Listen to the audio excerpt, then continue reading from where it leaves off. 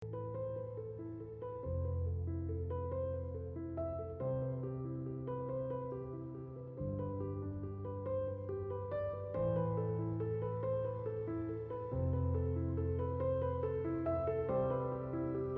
those of you who don't know, my parents have been like my kids. I've taken full care of them the last 2 decades. Dad is a type 1 diabetic whose blood sugar drops constantly. It was a daily fear of losing him growing up. My mom was healthy until August of 2016 when she was diagnosed with stage 4 brain cancer, otherwise known as glioblastoma. Coincidentally, a few months after her diagnosis, I too was diagnosed with a brain tumor, a benign one called a meningioma. We both recovered from surgeries together. Yeah, it's been a crazy few years for us, but Mom has been a total miracle. We don't listen to statistics in this house, but they all said she had an average of 6 to 12 months. Well, here we are almost 5 years later, and she's had quality years. The Monday before Thanksgiving, we got the bad news that my mom's tumor was growing. I FaceTimed with her while she was receiving treatments at Cedars-Sinai in Los Angeles. It's a minor setback. I had a lesson the whole way here in the hospital. You had what? A lesson. How to be positive. From Adele? Yeah. We're going to be positive, Mom, because what does negative get us? That's right. Right? Nothing. It's just going to make you sad, weaken your immune system, and then give the cancer what it wants. So we're going to say, all right, maybe this is bad, maybe this is good, who knows? Maybe this is going to get us to a better medication. So we can try this new plan, take the new chemo, hopefully knock it out, and It's gonna be for 5 days only, he said. yeah, 5 days. You've handled it before and it works for you. That's why he wants to do it, because whatever is growing will knock it out. Okay. So, but we've dealt with this before, and we will do all the things that we always do and pray to Ayo Nectario. Okay, I love you. I love you, Maria. Thank you, Mama. But that wasn't really the bad news. That came the next day. Her caretaker called in sick with COVID symptoms. My stomach dropped. I scheduled COVID tests for Kevin, my mom, and my dad. Kevin took care of my mom while the caretaker was out, and I booked a flight for the next day. On Wednesday, I landed in Los Angeles to text messages that brought me to my knees. My mom was rushed to the hospital unresponsive. I raced to the hospital parking lot where Mom was admitted to meet Kevin and my dad. I hugged them in a careful way, knowing they were probably infected, but also so scared that they were next.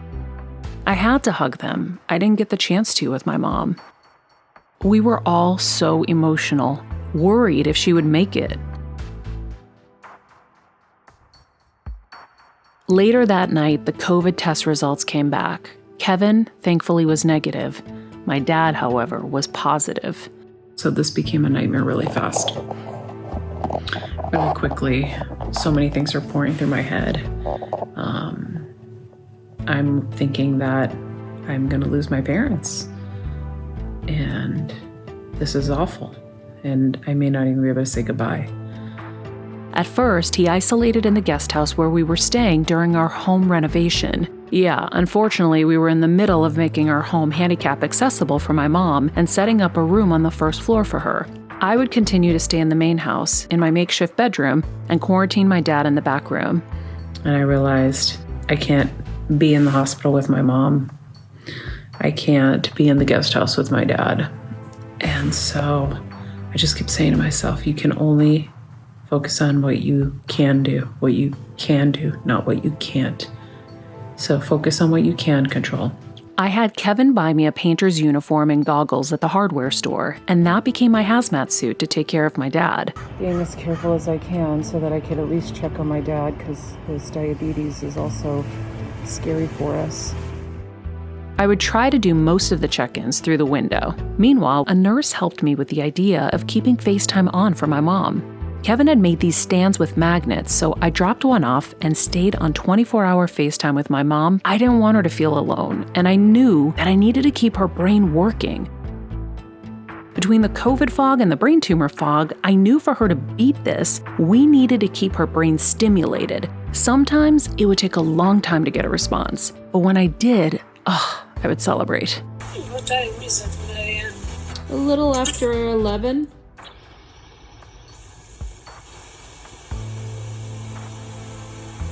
I told you we signed the papers the other day for the babies, right? Yeah. So they're gonna start the medication on her next week. Or this week. Tomorrow.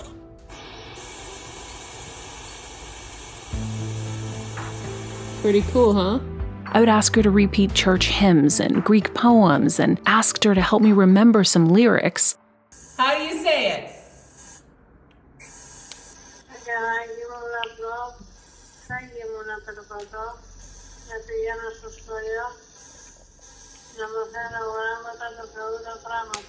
Yes, Lisa! Amazing! I would keep her thinking of the future with her grandchildren to come. Are you excited for the babies? I continued my FaceTime sessions with her wherever I went. I took her in the car, I slept with her at night, I even showered with her. Thankfully, I never forgot the camera was on, so there were no mishaps. I spent every moment with my mom, keeping her on track and also making her smoothies to help her heal, because hospital food is still hospital food, so I figured if she was going to get better, I had to vitamin her up. Meanwhile, Dad, who was doing really well, spent some time outside in the cold, and unfortunately, the COVID affected his lungs. I went in to see him in my hazmat suit, and he wasn't well. His oxygen was 88, and his doctor told me to call 911. I wanted him to be treated by his doctor at UCLA, so I made the risky call of driving him there myself. Windows down, hazmat suit on, mom on the iPad on the front seat. I got him there safe and he was admitted where he would be treated for 10 days. I drove my dad here in my full hazmat suit while having my mom on here and just in shock right now. Things got surreal at that moment. I kept juggling calls from 2 hospitals for 2 parents, clicking between the 2 at the same time most times, and a giant notebook in front of me to keep track of both of their cases. And I've been fielding calls from, and they have teams. I mean, pulmonologists, hematologists, and this and that, and cardiologists, and all. There are teams of doctors dealing with each patient. And I'm on the phone, and they're clicking back and forth. And I'm like, hold on, this is my mom's doctor. Wait, are you my dad's doctor? Are you my... And it's been pretty insane. On the night Mom was to be transferred to Cedars-Sinai, I decided I had to see her.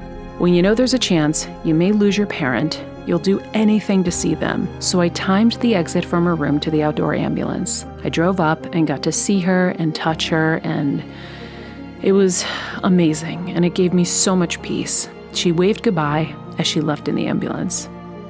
At Cedars-Sinai, she was under the care of her oncologist, which was very important. Although she couldn't receive treatments for the tumor because of COVID, I felt safe in their hands.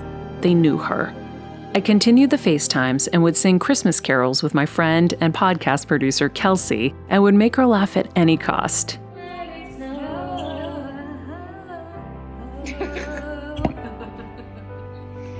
This is caroling. We're caroling for Mama. Do you like our singing, Mom?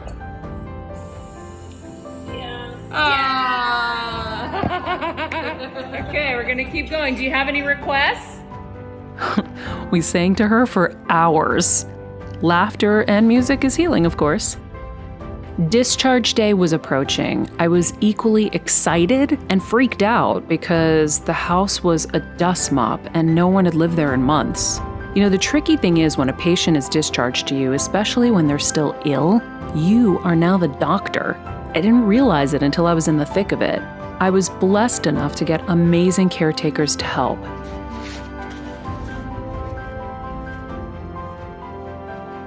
So excited. Like, so excited. I can't even believe this is happening. Like, Hi, Lisa!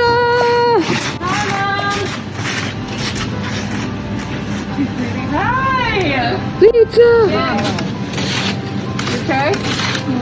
Okay. Hi, Lisa! But even so, I was watching cameras all night because no one knew her like me. I know her face when she's in pain. Days after my mom arrived, my dad was discharged to me. We got another miracle on our hands. Look who's coming home. And I got him his Dunkin' coffee, so he's happy. I got him home, and since he still had COVID, I immediately got him in a quarantine like my mom. I now had one patient upstairs, the other one just below downstairs. I prepared their meals, which again included smoothies to jam-pack them with vitamins to heal. It was exhausting. Checking blood pressures and oxygen levels, temperatures, feverishly calling their respective doctors, and them telling me they needed to go back to the hospital on numerous occasions because they weren't well. I knew I couldn't do that. I wouldn't get them back. Also, soon after their release, the hospital surged with patients. Reports where hospitals were turning away ambulances, putting patients in floral shops. There just was no space. I just had to leave it in God's hands and pray they would be okay and pray harder. And so I did a lot of things. I prayed with my priest in the car ride to the hospital. There's a power to the collective energy of people sending prayers and well wishes. And so that first night, I used St. Nectarios' church services from Aina. So I transported myself there to the Church of the Healing Saint because he's been with us on this journey this whole time. And last night, I checked on my dad and he said, "Can I go back to work?" And I thought he was putting on a show, but he literally miraculously got better that fast. I'm so beyond grateful to my parents' doctors and nurses who were on top of everything and right there with me. I think I'm going to host an award show for all of them because they're really the ones who deserve them, I think. But because of these ladies, they gave me strength. They told me I'll be better. So, But as you said, they did it with patience, right? yeah. And love. Oh, Lisa. They gave me... We love you, Lisa. As for my dad, he's back and better than ever. In early January, we decided to get an MRI on my mom. The results weren't good. Her doctor's voice said it all.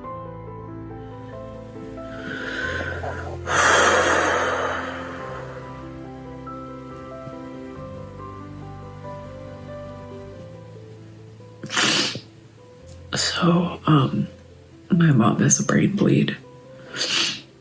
Her tumor has quadrupled its size.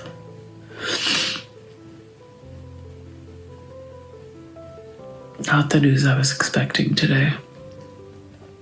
And I'm having a lot of confusion in my head because I asked for signs that she was going to be a miracle. And I got them. And she's been doing better. And I'm just so confused. I don't know why this is happening. Is it testing my faith? I was numb for a full 24 hours. I decided quickly that we needed to get her home to Connecticut to be with family. An angel named Ed Milet offered us his plane as Mom couldn't travel otherwise, and we got her home safe. She can't receive treatment for the tumor because she's too weak. If it weren't for COVID, her doctor is convinced she would have been fine. I joke, if I believed the New England Patriots could come back from a 28-3 deficit to win the Super Bowl, and I did, yes! I better believe that much more in God and that my mom can be a miracle too. The truth is, she's been a miracle. Surviving glioblastoma almost 5 years and beating COVID, I'm grateful for every minute we've gotten. But I can't help but want more. Here's what I've learned, guys. COVID sucks. I knew it, and now I know it. My heart bleeds for those who lost their loved ones, who didn't get to be with them and hold their hands. For those who lost multiple family members, it's unimaginable. We were lucky. Even though it was a long and tough journey, both my parents, severely immunocompromised, made it. May they serve as inspiration to you, because when they were diagnosed, all I knew is that they didn't have a shot. The news imprinted that in my brain. Well, I guess that isn't always the case, right? I also learned that we must tell those we love what we feel, even if it's awkward. Don't be afraid to apologize for any wrongs. You know, we've gone through so many ups and downs in this journey in these last 4.5 years. And sometimes I was short, and sometimes I wasn't kind. I was stressed. And I want to ask your forgiveness for any of the times I wasn't nice. Oh, yeah. I didn't mean it. I'm really sorry.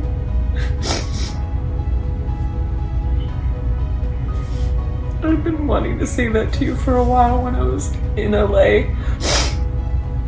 But Adele was always there. People were always there, and I never got the chance to. I've been meaning to say it for a long time. And I'm really sorry. I let my stress get the best of me sometimes. And you didn't deserve that, so I'm sorry. And we gotta forgive ourselves too. Also, don't wait until someone is dying to treat them well. Don't wait till it's almost over to let them know how much you love them. Like how much you love them. I learned that there are so many angels in human form that are there when you need them. They may not be the ones you expected, but let's trade that expectation for appreciation. Appreciation for those who were there, are there, and will continue to be there. That's all that matters.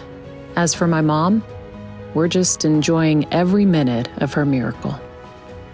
To all of the doctors, the nurses, medical professionals, you entered this field to save lives, but now you've risked your own for them. Thank you, from the bottom of my heart. And to every nurse who held my mom's hand and comforted her and my dad, thank you. I'm so grateful. Mẹ love. Yep. Mẹ hay. Yeah. You're my love too. Nghe bà làm gì more. Right? I love you even more. I know. Alright? You do know that? I know. You believe in your miracle?